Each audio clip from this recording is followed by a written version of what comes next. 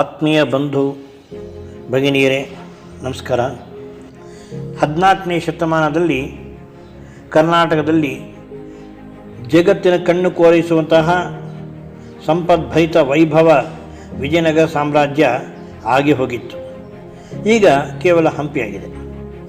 ವಿಜಯನಗರ ಸಾಮ್ರಾಜ್ಯವು ಹಿಂದೂ ಧರ್ಮ ಮತ್ತು ಹಿಂದೂ ಸಂಸ್ಕೃತಿ ಸಂರಕ್ಷಣೆಗಾಗಿಯೇ ಸ್ಥಾಪನೆಯಾಗಿತ್ತು. ಸುಮಾರು 250 ವರ್ಷಗಳಿಗೂ ಹೆಚ್ಚು ಕಾಲ 4 ಮನೆತನದ ರಾಜರು ಧರ್ಮ ರಕ್ಷಣೆಗೆ ಕಟಿಬದ್ಧರಾಗಿ ದುಡಿದರು. ಅವರ ಆಳ್ವಿಕೆಯಲ್ಲಿ ವಿಜಯನಗರ ಸಾಮ್ರಾಜ್ಯ ಆದರ್ಶ ನೀತಿ, ಆಡಳಿತ, ಸೈನಿಕ ಪದ್ಧತಿ, ಕಲೆ, ಸಾಹಿತ್ಯ, ವಾಸ್ತುಶಿಲ್ಪ, ನೀರಾವರಿ ವ್ಯವಸ್ಥೆಗಳಿಗೆ ಬಹಳ ಮಹತ್ವವನ್ನು ಕೊಟ್ಟಿತ್ತು. ಗತಿಸಿದ ಕರ್ನಾಟಕದ ಹೆಮ್ಮೆಯ ಐತಿಹಾಸಿಕ ಹಿಂದೂ ಸಾಮ್ರಾಜ್ಯದ ಬಗ್ಗೆ ನಮ್ಮ ಕನ್ನಡ ನಾಡಿನ ಜನತೆಗೆ ತಿಳಿಸಿ ಈ ಮೂಲಕ ಹಿಂದೂ ಜಾಗೃತಿ ಮೂಡಿಸಲು ಈ ದಸರಾ ಹಬ್ಬದ 10 ದಿನಗಳ ಕಾಲ ಆನ್ಲೈನ್ನಲ್ಲಿ ವಿಜಯ ಪರ್ವ ಎಂಬ ಉಪನ್ಯಾಸ ಮಾಲೆಯನ್ನು ಹಿಂದೂ ಜಾಗರಣ ವೇದಿಕೆ ಹಮ್ಮಿಕೊಂಡಿದೆ. ಈ ಉಪನ್ಯಾಸ ಮಾಲೆಯನ್ನು ನಾಡಿನ ಪ್ರಖ್ಯಾತ ಇತಿಹಾಸಕಾರರು, ನಾಡಿನ ಚಿಂತಕರು, ಸಾಮಾಜಿಕ ಕಾರ್ಯಕರ್ತರು ಮಾಡುವವರಿದ್ದಾರೆ. ಆಶ್ವೇಜ ಮಾಸದ ಪಾಡ್ಯದಿಂದ ವಿಜಯದಶಮಿಯವರೆಗೆ, ಅಂದರೆ ಅಕ್ಟೋಬರ್ 17ರಿಂದ 26/2020 ಪ್ರತಿದಿನ ಸಂಜೆ 7 ಗಂಟೆಗೆ ಸರಿಯಾಗಿ ನಮ್ಮ www ಫೇಸ್ಬುಕ್ ಮತ್ತು ಹಿಂದೂ ಜಾಗರಣ ವೇದಿಕೆ ಕರ್ನಾಟಕ ವೆಬ್ಸೈಟ್ನಲ್ಲಿ ಕೇಳಬಹುದು, ನೋಡಬಹುದು. ಈಗ ನಾನು ಈ ಉಪನ್ಯಾಸಕಾರನ್ನು ಸಂಕ್ಷಿಪ್ತವಾಗಿ ಪರಿಚಯ ಮಾಡಿಕೊಡುತ್ತೇನೆ. ಉದ್ಘಾಟನೆ ರಾಜ ಶ್ರೀಕೃಷ್ಣದೇವರಾಯರು, ಆನೆಗುಂದಿ ರಾಜ ಸಂಸ್ಥಾನ. ವಿಜಯನಗರ ಸ್ಥಾಪನೆ ಮತ್ತು ಹಿನ್ನೆಲೆ ಶ್ರೀ ವಿ ನಾಗರಾಜ್, ಮಾನ್ಯ ಕ್ಷೇತ್ರೀಯ ಸಂಘಚಾಲಕರು, RSS ಬೆಂಗಳೂರು.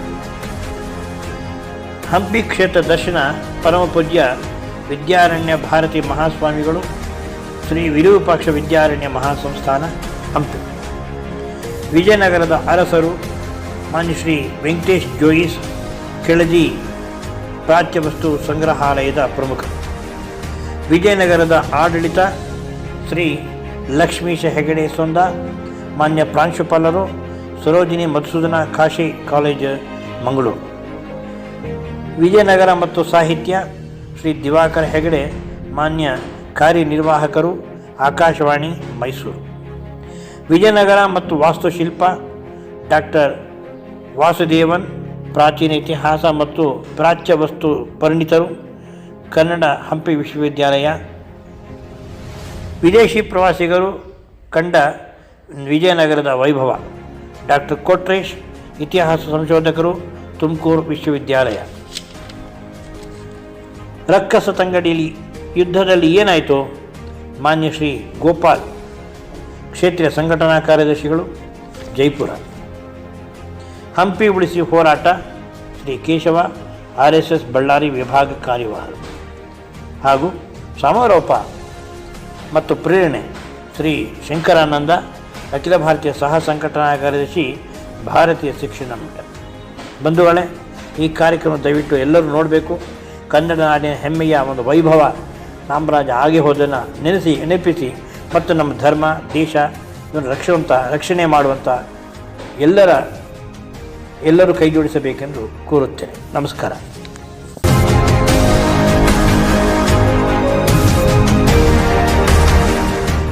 ಓಂ ಶ್ರೀ ಜೈ ವಿರೂಪಾಕ್ಷ. ಮಧ್ಯಯುಗೀನ ಭಾರತದ ಇತಿಹಾಸದಲ್ಲಿ ಈ ನೆಲದ ಭವ್ಯ ಸಂಸ್ಕೃತಿಯ ಪರಂಪರೆಯ ಅನನ್ಯತೆಯನ್ನು ಎತ್ತಿ ಹಿಡಿದಂತಹ ಉಚ್ಛ್ರಾಯ ಸ್ಥಿತಿಯನ್ನು ಐತಿಹಾಸಿಕವಾಗಿ ದಾಖಲಿಸಿದ ದಕ್ಷಿಣ ಭಾರತದ ಮತ್ತು ಇಡೀ ಜಗತ್ತಿನ ಇತಿಹಾಸದಲ್ಲಿಯೇ ಮಹತ್ತರವಾದ ಖ್ಯಾತಿವೆತ್ತ ಎಂದೂ ಮರೆಯಲಾಗದ ಮಹಾನ್ ಸಾಮ್ರಾಜ್ಯ, ಅದುವೇ ವಿಜಯನಗರ ಸಾಮ್ರಾಜ್ಯ. ಬನ್ನಿ, ನಾವೀಗ ಆನೆಗುಂದಿಯಲ್ಲಿರುವ ವಿಜಯನಗರ ಸಾಮ್ರಾಜ್ಯದ ಅರಮನೆಯ ಅಂಗಳದಿಂದ ಚಿತ್ತಾರದ ರಂಗವಲ್ಲಿ ದಾಟಿ ಇಂದಿನ ತಲೆಮಾರಿನವರು ವಾಸಿಸುತ್ತಿರುವ ಅರಮನೆಯನ್ನು ಪ್ರವೇಶಿಸುತ್ತಿರುವೆವು. ವಿಜಯನಗರ ಸಾಮ್ರಾಜ್ಯದ ಹಂಪಿಯ ಪರಿಸರದಲ್ಲಿ ನಮಗೆ ದೇವಾಲಯಗಳು, ಕೋಟೆ ಕೊತ್ತಲಗಳು, ಮಂಟಪ ಹೀಗೆ ವಾಸ್ತುಶಿಲ್ಪದ ವೈಭವ ಕಂಡುಬರುವಾಗ ಭೇಟಿ ನೀಡಿದ ಎಲ್ಲರ ಮನದ ಮೂಲೆಯಲ್ಲಿ ಮಹಾನ್ ಸಾಮ್ರಾಜ್ಯದ ಅರಮನೆ ಕಾಣದೆ ಚಡಪಡಿಸುತ್ತದೆ. ಹಾಗೆಯೇ ಸಾಗಿ ಬಂದರೆ ಆನೆಗುಂದಿಯಲ್ಲಿರುವ ಕಳೆದ 250 ವರ್ಷಗಳಿಂದ ರಾಜವಂಶದವರು ನೆಲೆ ನಿಂತಹ ರಾಜ ಶ್ರೀಕೃಷ್ಣದೇವರಾಯರು ವಾಸಿಸುತ್ತಿರುವ ರಾಜಮನೆತನದ ಪಾರಂಪರಿಕ ಶೈಲಿಯ ವಾಸ್ತುಶಿಲ್ಪದ ನವೀಕರಿಸಿದ ಅರಮನೆಯನ್ನು ನೋಡುವ ಭಾಗ್ಯ ನಮ್ಮದಾಗುತ್ತಿದೆ.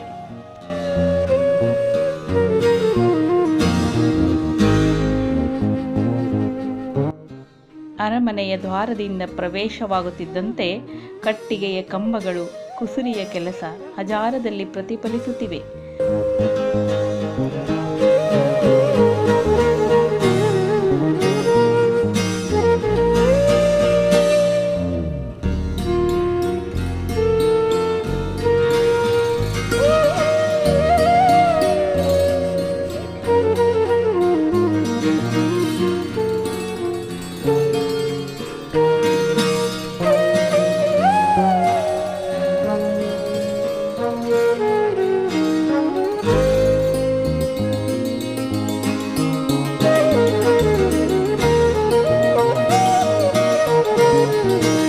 ಅರಮನೆಯಲ್ಲಿನ ಪೂಜಾ ಕೊಠಡಿ, ಅರಮನೆಯ ಪ್ರಾಂಗಣ, ಸರಸ್ವತಿ ಭಂಡಾರ, ಮನೆತನದ ಸಾಮ್ರಾಟರು ಬಳಸಿದ ಆಯುಧಗಳು ಇಲ್ಲಿ ಪೂಜೆಗೈದು ಪರಂಪರೆಯ ಆಚರಣೆಯೇ ಅತ್ಯಂತ ಶ್ರದ್ಧೆಯಿಂದ ಮುಂದುವರಿಸಿಕೊಂಡು ಬಂದಿರುವುದು ನೋಡಬಹುದಾಗಿದೆ.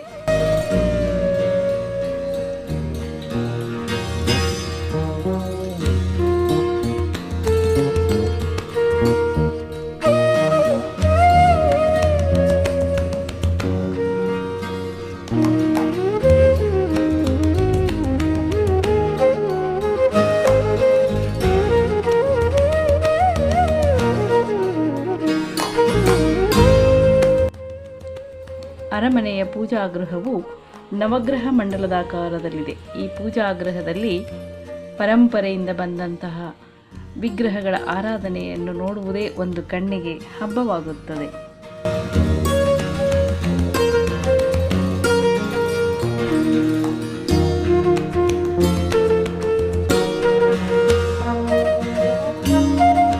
ವಿಘ್ನೇಶ್ವರನ ದರ್ಶನದೊಂದಿಗೆ ತಾಯಿ ಶಕ್ತಿ ದೇವತೆಯ ಪರಿಚಯವಾಗುತ್ತದೆ. ಅವರ ಕುಲದೈವವಾದ ತಿರುಮಲನ ದರ್ಶನವೂ ಪೂಜಾಗೃಹದಲ್ಲಿ ನಮಗೆ ಸಿಗುತ್ತದೆ. ಹಾಗೆ ಮೇಲ್ಛಾವಣಿಯಲ್ಲಿ ಕೆತ್ತಿದ ನವಗ್ರಹ ಮಂಡಲ ಅತ್ಯಂತ ವಿಶಿಷ್ಟವಾದ ವಿಜಯನಗರ ಶೈಲಿಯ ಈ ನವಗ್ರಹ ಮಂಡಲ ನೋಡಲು ಅಪರೂಪ ಮತ್ತು ವಿಶಿಷ್ಟವಾಗಿತ್ತೆಂದು ನಮಗೆ ಕಂಡುಬರುತ್ತದೆ.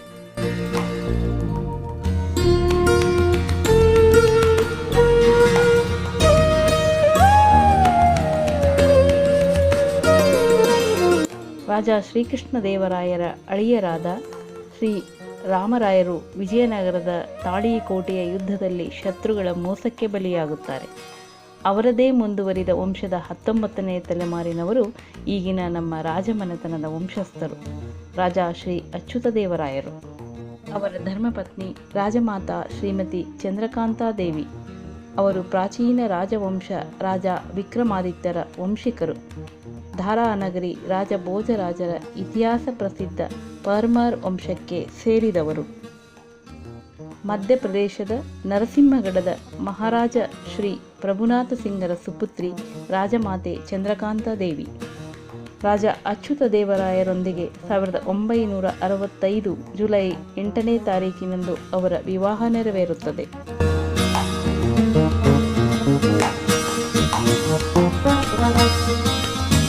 ರಾಜಮಾತೆ ಚಂದ್ರಕಾಂತಾದೇವಿಯವರ ಗರ್ಭದಲ್ಲಿ ರಾಜ ಶ್ರೀಕೃಷ್ಣದೇವರಾಯರ ಜನನವಾಗುತ್ತದೆ. ಅವರು ತಮ್ಮ ಬಾಲ್ಯದ ಶಿಕ್ಷಣವನ್ನು ಹೊಸಪೇಟೆ ಹಾಗೂ ಪಾಂಡಿಚೇರಿಯ ಅರವಿಂದಾಶ್ರಮದಲ್ಲಿ ಮುಗಿಸುತ್ತಾರೆ. ಮುಂದೆ BE ತಾಂತ್ರಿಕ ಪದವಿಯನ್ನು ದಾವಣಗೆರೆಯ ಪ್ರಸಿದ್ಧ ಬಾಪೂಜಿ ಇಂಜಿನಿಯರಿಂಗ್ ಕಾಲೇಜಿನಲ್ಲಿ ಪಡೆದುಕೊಳ್ಳುತ್ತಾರೆ. ವೃತ್ತಿಯನ್ನರಸಿ ಅವರು ಅಮೆರಿಕಾದಲ್ಲಿ ಕೆಲಕಾಲ ನೆಲೆ ನಿಲ್ಲುತ್ತಾರೆ. ರಾಜ ಅಚ್ಯುತದೇವರಾಯರ ಕಾಲಾನಂತರ ಮತ್ತೆ ಮರಳಿ ತಾಯ್ನಾಡಿಗೆ ಬರುತ್ತಾರೆ. ರಾಜಮನೆತನದ ಜವಾಬ್ದಾರಿಯ ಹೊಣೆಗಾರಿಕೆ ನಿರ್ವಹಿಸಲು ವಿದೇಶದಲ್ಲಿನ ವೃತ್ತಿಗೆ ರಾಜೀನಾಮೆ ನೀಡಿ ಜನಸೇವೆಗೆ ಮರಳಿದ್ದು ಪರಂಪರೆಯ ಕೊಂಡಿ ಬೆಸೆದಂತೆ ಆಗುತ್ತದೆ. ಅವರದ್ದೇ ಮಾತಿನಲ್ಲಿ ಹೇಳುವುದಾದರೆ, ತಮ್ಮ ಪೂರ್ವಿಕರ ಗೌರವಶಾಲಿ ಪರಂಪರೆಯ ಇತಿಹಾಸದ ಮೇಲೆ ಬೆಳಕು ಚೆಲ್ಲುವಂತಹ ಪಾರಂಪರಿಕವಾದ ಹಂಪಿಯ ಅಭಿವೃದ್ಧಿಯ ರಕ್ಷಣೆ ಮತ್ತು ಪಂಪಾ ಕ್ಷೇತ್ರದಲ್ಲಿನ ಎಲ್ಲ ಕೆಲಸ ಕಾರ್ಯಗಳಿಗೆ ಅವರ ತಂದೆಯೇ ಸ್ಫೂರ್ತಿ. ಸದಾ ಅವರನ್ನು ನೋಡುತ್ತಾ ಬೆಳೆದ ನಾನು ಈ ಕ್ಷೇತ್ರದಲ್ಲಿನ ಅಭಿವೃದ್ಧಿಗಾಗಿ ನನ್ನನ್ನು ನಾನು ಕಂಕಣ ಕಟ್ಟಿಕೊಂಡಿರುವೆ ಎನ್ನುತ್ತಾರೆ.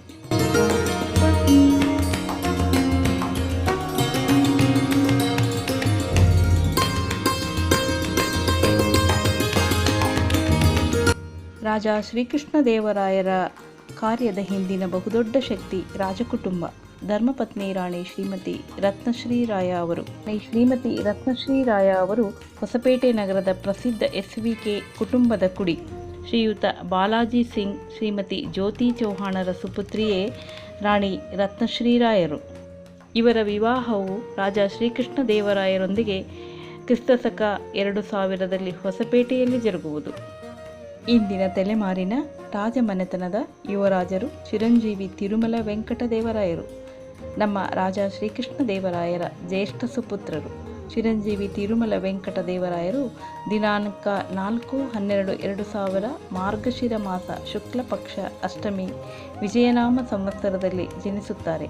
ಬಾಲ್ಯದ ಶಿಕ್ಷಣವನ್ನು ಹೊಸಪೇಟೆಯ ದೀಪಾಯನ ಶಾಲೆಯಲ್ಲಿ, ನಂತರ ಕೆನಡಿಯನ್ ಇಂಟರ್ನ್ಯಾಷನಲ್ ಶಾಲೆ ಬೆಂಗಳೂರಿನಲ್ಲಿ ಮುಗಿಸಿ ಪ್ರಸ್ತುತ ಪದವಿ ಶಿಕ್ಷಣವನ್ನು ಡೆಹ್ರಮ್ ವಿಶ್ವವಿದ್ಯಾಲಯ ಇಂಗ್ಲೆಂಡಿನಲ್ಲಿ ಇತಿಹಾಸ ವಿಭಾಗದಲ್ಲಿ 2ನೇ ವರ್ಷದ ಪದವಿ ವಿದ್ಯಾರ್ಥಿಯಾಗಿ ಅಧ್ಯಯನವನ್ನು ಮಾಡುತ್ತಿದ್ದಾರೆ.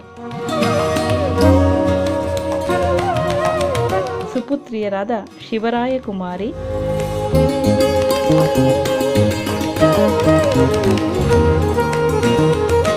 ಕೃಷ್ಣರಾಯ ಕುಮಾರಿ. ನಮ್ಮ ರಾಜ ಶ್ರೀಕೃಷ್ಣದೇವರಾಯರ ಅವಳಿ ಸುಪುತ್ರಿಯರು. ಶಿವರಾಯ ಕುಮಾರಿ ಮತ್ತು ಕೃಷ್ಣರಾಯ ಕುಮಾರಿಯವರು ವಯನಾಮ ಸಂವತ್ಸರ ದಕ್ಷಿಣಾಯನ ಶಿಶಿರ ಋತು 6/2/2007 ಮಾಘ ಮಾಸ ಕೃಷ್ಣ ಪಕ್ಷ ಚತುರ್ಥಿಯಂದು ಜನಿಸುತ್ತಾರೆ.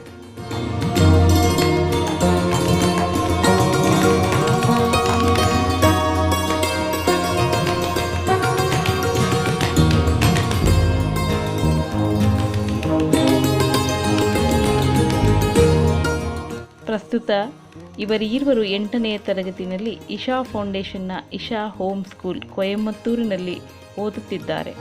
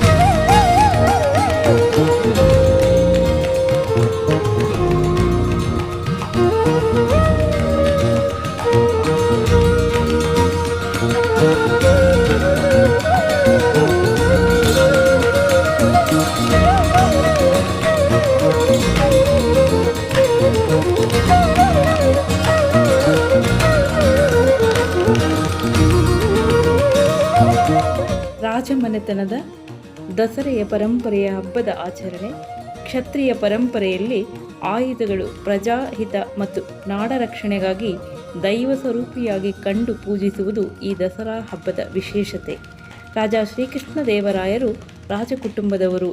ಈ ಪರಂಪರೆಯ ಹಬ್ಬದ ಆಚರಣೆಯ ಸಂಭ್ರಮ ಈ ಅರಮನೆಯಲ್ಲಿ ಕಣ್ತುಂಬಿಕೊಂಡಂತಹ ಈ ನಾಡಿನ ಜನ ನಾವೆಲ್ಲರೂ ಧನ್ಯರು. ಶ್ರೀಕೃಷ್ಣದೇವರಾಯರು ದಸರಾ ಹಬ್ಬದ ಈ ಶುಭ ಸಂದರ್ಭದಲ್ಲಿ ನಾಡಿನ ಜನತೆಗೆ ಶುಭಾಶಯವನ್ನು ಕೋರಲಿದ್ದಾರೆ. ಬನ್ನಿ ನಾವೆಲ್ಲ ಅವರ ನುಡಿಗಳಿಗೆ ಕಿವಿಯಾಗೋಣ. ಆತ್ಮೀಯ ಬಂಧುಗಳೇ, ತಮ್ಮೆಲ್ಲರಿಗೂ ವಿಜಯದಶಮಿಯ ಹಾರ್ದಿಕ ಶುಭಾಶಯಗಳು. ವಿಜಯನಗರ ಜಗತ್ತಿನಲ್ಲಿರುವ ಎಲ್ಲ ಹಿಂದೂಗಳಿಗೆ ಹೆಮ್ಮೆ ಹಾಗೂ ಗೌರವದ ಸಂಕೇತ. ಅಂತಹ ಗೌರವಶಾಲಿ ವಿಜಯನಗರದ ಪರಂಪರೆಯಲ್ಲಿ ಬಂದಿರುವ ನಾನು ಬಹಳ ಭಾಗ್ಯಶಾಲಿ. ವಿಜಯನಗರದ ಗತ ವೈಭವವನ್ನು ಉಳಿಸಿ ಮುಂದಿನ ಪೀಳಿಗೆಗೆ ಕೊಡುವ ಗುರುತದ ಜವಾಬ್ದಾರಿ ನಮ್ಮೆಲ್ಲರ ಮೇಲಿದೆ. ಇದರ ಒಂದು ಭಾಗವಾಗಿ ಹಿಂದೂ ಜಾಗರಣ ವೇದಿಕೆ ಪ್ರಯತ್ನದಿಂದ ಆರಂಭವಾಗಿರುವ ಈ 10 ದಿನಗಳ ವಿಜಯ ಪರ್ವ ಅಕ್ಟೋಬರ್ 17ರಿಂದ 26ರವರೆಗೆ ನಡೆಯುವ ಕಾರ್ಯಕ್ರಮ. ಇದರ ಮೂಲಕ ನಾವೆಲ್ಲರೂ ಗತ ಇತಿಹಾಸದ ಪುನರ್ಸ್ಮರಣೆ ಮಾಡೋಣ. ಹಲವಾರು ಜನರಿಗೆ ಈ ನಾಡಿನ ವೈಭವದ ಕಥೆ ತಿಳಿಸೋಣ. ವಿಜಯನಗರ ಎಂಬ ಈ ಶ್ರೇಷ್ಠ ನಗರ ಆಧ್ಯಾತ್ಮಿಕ, ಧಾರ್ಮಿಕ, ಸಾಂಸ್ಕೃತಿಕ ಸಾಧನೆಯ ನೆಲವೀಡು. ಕೇವಲ ಕಣ್ಣಿಗೆ ಕಾಣುವ ವಾಸ್ತುಶಿಲ್ಪದ ವೈಭವ, ಕಲೆಯ ವೈಭವವಷ್ಟೇ ಅಲ್ಲ, ಕಣ್ಣಿಗೆ ಕಾಣದ ಆದರೆ ಸರಿಯಾಗಿ ಪ್ರಯತ್ನಿಸಿದರೆ ಅನುಭವಿಸಬಹುದಾದ ಆಧ್ಯಾತ್ಮಿಕ ಶಕ್ತಿಯ ನೆಲವೀಡು. ಶ್ರೀ ಪಂಪಾ ವಿರೂಪಾಕ್ಷನ ಈ ಸನ್ನಿಧಿಯಲ್ಲಿ ಯುಗಯುಗಗಳಿಂದ ಈ ಸಾಧನೆ ನಡೆಯುತ್ತಾ ಬಂದಿದೆ. ಶ್ರೀರಾಮ ನಡೆದಾಡಿದ ಜಾಗ, ಶ್ರೀ ಹನುಮಂತನ ಜನ್ಮಸ್ಥಳ, ಶ್ರೀ ವಿದ್ಯಾರಣ್ಯ, ಶ್ರೀ ವ್ಯಾಸ, ಶ್ರೀ ಪುರಂದರ, ಶ್ರೀ ಕನಕ, ಇನ್ನೂ ಮುಂತಾದ ಮಹಾಮಹಿಮರ ಸಾಧನೆಯ ಸ್ಥಳ.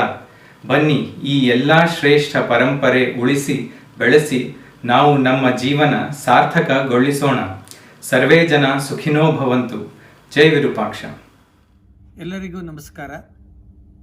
ನವರಾತ್ರಿಯ ಈ ಶುಭ ಅವಸರದಲ್ಲಿ ವಿಜಯನಗರ ಸಾಮ್ರಾಜ್ಯಕ್ಕೆ ಸಂಬಂಧಪಟ್ಟ ವಿಚಾರಗಳನ್ನು ತಿಳಿಯಲು 10 ದಿನಗಳ ಉಪನ್ಯಾಸ ಮಾಲಿಕೆಗೆ ನಿಮ್ಮೆಲ್ಲರಿಗೂ ಕೂಡ ಸ್ವಾಗತ, ಸುಸ್ವಾಗತ. ಹಿಂದೂ ಜಾಗರಣ ವೇದಿಕೆಯಿಂದ ಹಮ್ಮಿಕೊಂಡಿರುವ ಈ ಕಾರ್ಯಕ್ರಮ ಅತ್ಯಂತ ಶ್ಲಾಘನೀಯ ಮತ್ತು ಯಥೋಚಿತವಾಗಿರ್ತಕ್ಕಂಥದ್ದು. ಏಕೆಂದರೆ ನವರಾತ್ರಿಯನ್ನು ನಾವು ಇವತ್ತು ಆಚರಣೆ ಮಾಡ್ತಾ ಇರ್ತಕ್ಕಂಥ ರೀತಿ, ವಿಜಯದಶಮಿಯ ಆಚರಣೆ, ಇವು ಎಲ್ಲವೂ ಕೂಡ ಮತ್ತೊಮ್ಮೆ ಪುನರುಜ್ಜೀವನಗೊಂಡು ಪ್ರಾರಂಭ ಆಗಿದ್ದು ವಿಜಯನಗರ ಸಾಮ್ರಾಜ್ಯ ಕಾಲದಲ್ಲಿ. ಅವತ್ತು ವಿಜಯನಗರ ಸಾಮ್ರಾಜ್ಯ ಕಾಲದಲ್ಲಿ ಹಾಕಿದಂಥ ಪದ್ಧತಿ, ರೀತಿ, ರಿವಾಜು ಅವುಗಳೇ ಇವತ್ತಿಗೂ ಕೂಡ ನಡ್ಕೊಂಡು ಬಂದಿರತಕ್ಕಂಥದ್ದು. ದೇಶಾದ್ಯಂತ ಆಚರಣೆ ಮಾಡ್ತಕ್ಕಂಥ ನವರಾತ್ರಿಯ ಪದ್ಧತಿಗೆ ಮತ್ತೆ ಜೀವನ ಕೊಟ್ಟಂಥದ್ದು ವಿಜಯನಗರ ಸಾಮ್ರಾಜ್ಯ. ಹಾಗಾಗಿ ಈ ಸಂದರ್ಭದಲ್ಲೇನೆ 10 ದಿನಗಳ ಕಾಲ ಈ ಉಪನ್ಯಾಸ ಮಾಲಿಕೆಯನ್ನು ಏರ್ಪಡಿಸಿರ್ತಕ್ಕಂಥ ಹಿಂದೂ ಜಾಗರಣ ವೇದಿಕೆ ಕಾರ್ಯ ಅತ್ಯಂತ ಶ್ಲಾಘನೀಯ. ವಿಜಯನಗರ ಸಾಮ್ರಾಜ್ಯ ನಮ್ಮ ದೇಶದ ಇತಿಹಾಸದಲ್ಲಿ ಒಂದು ಮಹಾನ್ ಸಾಮ್ರಾಜ್ಯ. ಬಹುಶಃ ಅವತ್ತಿನ ದಿನಗಳಲ್ಲಿ ಜಗತ್ತೇ ಕಂಡಂಥ ಒಂದು ಮಹಾನ್ ಸಾಮ್ರಾಜ್ಯ ಅಂತ ಹೇಳಿದ್ರೆ ತಪ್ಪಾಗಲಾರದು. ವಿಜಯನಗರ ಸಾಮ್ರಾಜ್ಯಕ್ಕೆ ಯಾಕೆ ಈ ರೀತಿಯ ಮಹಾನ್ ಅಂತಕ್ಕಂಥ ವಿಶ್ಲೇಷಣೆ, ವಿಜಯನಗರ ಸಾಮ್ರಾಜ್ಯ ಸ್ಥಾಪನೆ ಯಾಕೆ ಆಯಿತು, ಆ ಸ್ಥಾಪನೆಯ ಹಿನ್ನೆಲೆ ಏನು, ಅದನ್ನು ನಾವು ಅರ್ಥ ಮಾಡ್ಕೊಳ್ಬೇಕಾಗತ್ತೆ. ವಿಜಯನಗರ ಸಾಮ್ರಾಜ್ಯ ಹಿಂದೂ ಧರ್ಮ, ಹಿಂದೂ ಸಮಾಜ, ಹಿಂದೂ ಸಂಸ್ಕೃತಿ, ಹಿಂದೂ ನಾಗರಿಕತೆ ಇವೆಲ್ಲವೂ ಅತ್ಯಂತ ಕಠಿಣವಾದಂಥ ಕಾಲಘಟ್ಟದಲ್ಲಿ ಇದ್ದಾಗ ಸಾಮ್ರಾಜ್ಯ ಪ್ರಾರಂಭವಾಗಿ ಅವುಗಳನ್ನು ಸಂರಕ್ಷಿಸಿತು. ಬಹುಶಃ ವಿಜಯನಗರ ಸಾಮ್ರಾಜ್ಯ ಇಲ್ಲದೇ ಇದ್ದಿದ್ರೆ ಇವತ್ತು ನಾವು ಹಿಂದೂ ಧರ್ಮ, ಸಂಸ್ಕೃತಿ, ಹಿಂದೂ ನಾಗರಿಕತೆಗಳನ್ನು, ಹಿಂದೂ ರಾಷ್ಟ್ರವನ್ನು ನಾವು ಕೇವಲ ಇತಿಹಾಸದ ಪುಟದಲ್ಲಿ ನೋಡಬೇಕಾಗ್ತಾ ಇತ್ತು. ಅಂತಹ ಒಂದು ಸಂಕೀರ್ಣ ಕಾಲಘಟ್ಟದಲ್ಲಿ ಕಟ್ಟಿದಂತಹ ಸಾಮ್ರಾಜ್ಯ. ಹಾಗಾಗಿ ಇದಕ್ಕೆ ಅತ್ಯಂತ ಮಹತ್ವಪೂರ್ಣವಾಗಿರ್ತಕ್ಕಂತಹ ಸ್ಥಾನ ನಮ್ಮ ಭಾರತದ ಇತಿಹಾಸದಲ್ಲಿ. ವಿಜಯನಗರ ಸಾಮ್ರಾಜ್ಯ ಭಾರತದ ತನ್ನತನವನ್ನು, ಅಸ್ಮಿತೆಯನ್ನು ಉಳಿಸ್ತು. ಭಾರತದ ಅಸ್ಮಿತೆಯನ್ನು ಉಳಿಸ್ತು, ತನ್ನತನವನ್ನು ಉಳಿಸ್ತು ಅನ್ನುವಂತಕ್ಕಂಥ ಪದಗಳ ಅರ್ಥ ಆಗಬೇಕಾದ್ರೆ ನಾವು ಜಗತ್ತಿನ ಇತಿಹಾಸವನ್ನು ಸ್ವಲ್ಪ ಅವಲೋಕಿಸಬೇಕಾಗತ್ತೆ. ಜಗತ್ತಿನಲ್ಲಿ ನಾವು ಅತ್ಯಂತ ಮಹಾನ್ ಸಾಮ್ರಾಜ್ಯ, ಸಂಸ್ಕೃತಿಗಳನ್ನು ಕೇಳ್ತೀವಿ ನಾವು. ಅದು ಒಂದು ಈಜಿಪ್ಟಿನ ಮಹಾನ್ ಸಂಸ್ಕೃತಿ, ಮೆಸೊಪೊಟೇಮಿಯಾದ ಮಹಾನ್ ಸಂಸ್ಕೃತಿ ಮತ್ತು ಗ್ರೀಕಿನ ಮಹಾನ್ ಸಂಸ್ಕೃತಿಗಳು. ಹಾಗೆ ಅವೆಲ್ಲವೂ ಕೂಡ ದೊಡ್ಡ ದೊಡ್ಡ ಸಾಮ್ರಾಜ್ಯಗಳನ್ನು, ರಾಷ್ಟ್ರಗಳನ್ನು ಕಟ್ಟಿದಂಥವು. ಆದರೆ ಇವತ್ತು ಅವು ಯಾವುವೂ ಕೂಡ ಜೀವಂತವಾಗಿ ಇಲ್ಲ. ಅವುಗಳನ್ನು ಚರಿತ್ರೆಯ ಪುಟದಲ್ಲಿ ಮಾತ್ರ ನಾವು ನೋಡ್ತೀವಿ. ಇವತ್ತು ಯಾರಾದರೂ ಕೂಡ ಈಜಿಪ್ಟ್ಗೆ ಹೋದರೆ ಅಲ್ಲಿರ್ತಕ್ಕಂಥ ಪಿರಮಿಡ್ ಮತ್ತು ಸ್ಪಿಂಕ್ಸ್ ಆ ಮಹಾನ್ ಸಾಮ್ರಾಜ್ಯದ ಪ್ರತೀಕೆಗಳಾಗಿ ನಾವೆಲ್ಲ ಕಾಣ್ತೀವಿ. ಆದರೆ ಈಜಿಪ್ಟಿನ ಸಾಮ್ರಾಜ್ಯ ಇದ್ದಂಥ ಕಾಲದಲ್ಲಿ ಅಲ್ಲಿಯ ಜನರ ಜೀವನ ಹೇಗಿತ್ತು, ಯಾವ ದೇವತೆಗಳನ್ನು ಅವರು ಅರ್ಚನೆ ಮಾಡ್ತಾ ಇದ್ದರು, ಅಲ್ಲಿ ಯಾವ ರೀತಿಯ ಪ್ರಾಚೀನ ಈಜಿಪ್ಷಿಯನ್ ಭಾಷೆಯನ್ನು ಮಾತನಾಡ್ತಾ ಇದ್ದರು, ಈ ಯಾವ ಸಂಗತಿಗಳು ಇವತ್ತಲ್ಲಿಲ್ಲ. ಅರಬ್ಬರ ದಾಳಿ ಆದ ನಂತರ ಇಡೀ ಆ ಸಂಸ್ಕೃತಿ ರಾಷ್ಟ್ರಗಳು ನಾಶವಾಗಿ ಇವತ್ತು ಅಲ್ಲಿ ಸ್ಥಾಪನೆ ಆಗಿರತಕ್ಕಂಥದ್ದು ಒಂದು ಅರಬ್ ಸಂಸ್ಕೃತಿ ಮತ್ತು ಅರಬ್ ಜೀವನ ಪದ್ಧತಿ. ಮೆಸೊಪೊಟೇಮಿಯಂ ಸಾಮ್ರಾಜ್ಯದ ಬಗ್ಗೆ ಕೂಡ ನಾವು ಕೇಳ್ತೀವಿ. ಅದು ಕೂಡ ಒಂದು ಮಹಾನ್ ಸಾಮ್ರಾಜ್ಯವಾಗಿ ಮೆರೆದಿತ್ತು. ಆದರೆ ಅದರ ಮೇಲೆ ಅರಬ್ಬರ ದಾಳಿ ಆದಾಗ ಇಡೀ ಮೆಸೊಪೊಟೇಮಿಯಂ ಸಾಮ್ರಾಜ್ಯ ಸಂಸ್ಕೃತಿ ನಾಶ ಆಯಿತು. ಇವತ್ತು ಯಾವ ಪ್ರದೇಶವನ್ನು ನಾವು ಇರಾಕ್ ಅಂತ ಕರಿತೀವೋ ಆ ಪ್ರದೇಶದಲ್ಲೇ ಟೈಗ್ರಿಸ್ ಮತ್ತು ಯೂಫ್ರಟಿಸ್ ನದಿಯ ನಡುವೆ ಬೆಳೆದಂಥ ಮಹಾನ್ ಸಾಮ್ರಾಜ್ಯ, ಅದರ ಕುರುಹುಗಳು ಕೂಡ ಇವತ್ತು ನಮಗೆ ಕಾಣಕ್ಕೆ ಸಿಗಲ್ಲ. ಸಿಕ್ಕರೂ ಕೂಡ ಅದನ್ನು ನಾವು ಒಂದು ಮ್ಯೂಸಿಯಂನಲ್ಲಿ ನಾವು ನೋಡ್ತೀವಿ. ಅಂಥದ್ದೇ ಇನ್ನೊಂದು ಮಹಾನ್ ಸಾಮ್ರಾಜ್ಯ ಗ್ರೀಕ್ ಸಾಮ್ರಾಜ್ಯ. ಗ್ರೀಕ್ ಹೆಸರು ಕೇಳಿದಾಗಲೇ ನಮಗೆ ನೆನಪಿಗೆ ಬರ್ತಕ್ಕಂಥದ್ದು ನಮಗೆ ಅರಿಸ್ಟಾಟಲ್, ಪ್ಲೇಟೋ, ಆರ್ಕಿಮಿಡೀಸ್, ಅಪೋಲೋನಿಯಸ್ ಇಂಥ ಮಹಾನ್ ಭಾವರನ್ನ ಜಗತ್ತಿಗೆ ಕೊಟ್ಟಂತಹ ಒಂದು ಸಂಸ್ಕೃತಿನ, ಒಂದು ಸಾಮ್ರಾಜ್ಯವನ್ನು ನಾವು ಕೇಳ್ತೀವಿ. ಆದರೆ ಇವತ್ತು ಆ ಯಾವ ಸಂಸ್ಕೃತಿಯ ಪ್ರಾಚೀನ ಗ್ರೀಕ್ ಸಂಸ್ಕೃತಿಯ ಅವಶೇಷಗಳನ್ನು ನಾವು ಕಾಣಕ್ಕೆ ಸಾಧ್ಯ ಇಲ್ಲ. ಕ್ರೈಸ್ತರ ಆಕ್ರಮಣ ಗ್ರೀಕಿನ ಮೇಲೆ ಆದ ನಂತರ ಅವೆಲ್ಲವೂ ನಾಶ ಆಯಿತು. ಇವತ್ತು ಗ್ರೀಕ್ ದೇಶಕ್ಕೆ ಹೋಗಿ ನೋಡಿದ್ರೆ ಅಲ್ಲಿ ಇರ್ತಕ್ಕಂಥದ್ದು ಎಲ್ಲವೂ ಕೂಡ ಭಗ್ನಗೊಂಡಿರತಕ್ಕಂತಹ ಪ್ರಾಚೀನ ಗ್ರೀಕ್ ಸಾಮ್ರಾಜ್ಯದ ಸಂಸ್ಕೃತಿಯ ಅವಶೇಷಗಳನ್ನು ಮಾತ್ರ ನಾವು ಕಾಣ್ತೀವಿ. ಆದರೆ ನಮ್ಮ ದೇಶದಲ್ಲಿ ಹಂಗಾಗಲಿಲ್ಲ. ಭಾರತದ ಮೇಲೂ ಕೂಡ ಅನೇಕ ಆಕ್ರಮಣಗಳಾಯಿತು. ಗ್ರೀಕರು, ಶಕರು, ಹೂಣರು, ಮುಸಲ್ಮಾನರು ಮತ್ತು ಯುರೋಪಿಯನ್ರು ಎಲ್ಲರ ಆಕ್ರಮಣಗಳು ಕೂಡ ನಮ್ಮ ದೇಶದ ಮೇಲೆ ಆಯಿತು. ನಮ್ಮ ದೇಶದ ಇತಿಹಾಸವನ್ನು 5,000 ವರ್ಷಗಳ ಇತಿಹಾಸ ಅಂತ ತೆಗೆದುಕೊಂಡರೂ ಕೂಡ ಈ 5,000 ವರ್ಷಗಳಲ್ಲಿ ಅನೇಕ ಬಾರಿ ಆಕ್ರಮಣಗಳಾಯಿತು. ಆದರೆ ಭಾರತ ತನ್ನತನವನ್ನು ಕಳೆದುಕೊಳ್ಳಲಿಲ್ಲ, ಅದರ ಅಸ್ಮಿತೆ ಮುಕ್ಕಾಗಲಿಲ್ಲ. ಪ್ರಾಚೀನ ಸಂಸ್ಕೃತಿ ಏನಿತ್ತೋ ಅದು ಹಾಗೆಯೇ ನಿರಂತರವಾಗಿ ನಡ್ಕೊಂಡು ಬಂದಿರತಕ್ಕಂಥದ್ದನ್ನು ನಾವು ನೋಡ್ತೀವಿ. ನಾವು ನಮ್ಮ ಸಂಪ್ರದಾಯದಲ್ಲಿ ಅಳವಡಿಸ್ಕೊಂಡಿರ್ತಕ್ಕಂಥ ಎಷ್ಟೋ ಪದ್ಧತಿಗಳು, ನಮ್ಮ ಜೀವನ ಪದ್ಧತಿ, ಜೀವನ ಮೌಲ್ಯಗಳು ಇವೆಲ್ಲವೂ ಕೂಡ ನಿರಂತರವಾಗಿ ಅವಿಚ್ಛಿನ್ನವಾಗಿ ಸಹಸ್ರಾರು ವರ್ಷಗಳಿಂದ ಹರ್ಕೊಂಡು ಬಂದಿರತಕ್ಕಂಥದ್ದು. ಒಂದು ಸಣ್ಣ ಉದಾಹರಣೆ ಕೊಡೋದಾದರೆ, ಸಹಸ್ರಾರು ವರ್ಷಗಳ ಕೆಳಗೆ ಹೇಳ್ತಾ ಇದ್ದಂತಹ ವೈದಿಕ ಮಂತ್ರಗಳು, ಉಪನಿಷತ್ ವಿಚಾರಗಳು ಇವತ್ತೂ ಕೂಡ ಪ್ರಸ್ತುತ. ಅವತ್ತು ಹೇಗೆ ಹೇಳ್ತಿದ್ರೋ ಇವತ್ತೂ ಹಾಗೆ. ನಾವು ಮಾಡ್ತಕ್ಕಂಥ ಪೂಜಾ ಕ್ರಮ ಇರ್ಬೋದು, ನಮ್ಮ ಚಿಂತನೆಯ ವಿಚಾರಗಳಿರ್ಬೋದು, ನಾವು ಅಳವಡಿಸ್ಕೊಂಡಿರ್ತಕ್ಕಂಥ ಜೀವನದ ಮೌಲ್ಯಗಳಿರ್ಬೋದು, ಇಡೀ ದೇಶಾದ್ಯಂತ ಹರಡಿರ್ತಕ್ಕಂಥ ಈ ಸಂಸ್ಕೃತಿ ಸಹಸ್ರಾರು ವರ್ಷಗಳ ನಿರಂತರತೆಯನ್ನು ಹೊಂದಿರತಕ್ಕಂಥದ್ದು. ಎಷ್ಟೇ ಆಕ್ರಮಣ ಆದರೂ ಕೂಡ ಈ ಸಂಸ್ಕೃತಿ ಭಗ್ನಗೊಳ್ಳಿಲ್ಲ, ನಾಶ ಆಗಲಿಲ್ಲ. ಆಕ್ರಮಣ ಮಾಡಿದವರ ಸಂಸ್ಕೃತಿನ ನಾವು ಒಪ್ಪಲಿಲ್ಲ. ಆ ಕಾರಣದಿಂದಲೇ ಜಗತ್ತಿನ ಇತಿಹಾಸಕಾರರು ಭಾರತದ ಸಂಸ್ಕೃತಿನ ಗುರುಸಿ ಮತ್ತು ಭಾರತದ ರಾಷ್ಟ್ರೀಯತೆ ಬಗ್ಗೆ, ರಾಷ್ಟ್ರದ ಬಗ್ಗೆ ಹೇಳಬೇಕಾದ್ರೆ ಸಾಂಸ್ಕೃತಿಕ ನಿರಂತರತೆ ಇರತಕ್ಕಂಥ, ಕಲ್ಚರಲ್ ಕಂಟಿನ್ಯೂಟಿ ಇರತಕ್ಕಂಥ ಒಂದು ರಾಷ್ಟ್ರ ಜಗತ್ತಲ್ಲಿ ಅಂತ ಹೇಳಿದ್ರೆ ಅದು ಭಾರತ ರಾಷ್ಟ್ರ ಅಂತ ಹೇಳ್ತಾರೆ. ಭಾರತ ರಾಷ್ಟ್ರ, ಕಲ್ಚರಲ್ ಕಂಟಿನ್ಯೂಟಿ, ಸಾಂಸ್ಕೃತಿಕ ನಿರಂತರತೆ ಇವೆಲ್ಲವೂ ಕೂಡ ಹಿಂದೂ ರಾಷ್ಟ್ರಕ್ಕೆ, ಹಿಂದೂ ಸಂಸ್ಕೃತಿಗೆ ಸಂಬಂಧಪಟ್ಟಂಥವು. ಹಿಂದೂ ಇದನ್ನು ನಿರ್ಮಾಣ ಮಾಡಿದಂಥ ಸಂಗತಿ. ಇದು ಹೇಗೆ ಸಾಧ್ಯ ಆಯಿತು? ಇಷ್ಟೆಲ್ಲ ಆಕ್ರಮಣಗಳಾದರೂ ಕೂಡ ಅದರ ಮಧ್ಯ ಈ ಸಂಸ್ಕೃತಿ ಹೇಗೆ ಸಂರಕ್ಷಣೆಗೊಂಡಿತು, ಹೇಗೆ ಬೆಳೀತು ಅನ್ನುವಂಥದ್ದು ಅಧ್ಯಯನದ ವಿಷಯ. ಅದಕ್ಕೆ ಮುಖ್ಯ ಕಾರಣ ಭಾರತದ ಪುತ್ರರೂಪಿ ಸಮಾಜ ಆಗಿರ್ತಕ್ಕಂಥ ಹಿಂದೂ ಸಮಾಜ ತನ್ನ ಜೀವನದಲ್ಲಿ ಅಳವಡಿಸಿಕೊಂಡಿರ್ತಕ್ಕಂಥ ಮೌಲ್ಯ ಮತ್ತು ಚಿಂತನೆ. ಸದಾಕಾಲ ಹಿಂದುವಿನ ಮನಸ್ಸಿನಲ್ಲಿ ಇರ್ತಕ್ಕಂಥದ್ದು ತಾಯಿ ಭಾರತಿ, ಅವಳು ಶಾಶ್ವತ, ಅವಳು ಅಮರ, ಅವಳ ಸಂಸ್ಕೃತಿ ಶಾಶ್ವತ, ರಾಷ್ಟ್ರ ಸಂಸ್ಕೃತ, ಜೀವನ ಪದ್ಧತಿ ಶಾಶ್ವತ, ಜೀವನ ಮೌಲ್ಯಗಳು ನಿರಂತರ ಅಂತಕ್ಕಂಥ ಭಾವನೆ. ವ್ಯಕ್ತಿಯ ಜೀವನ ನಶ್ವರ.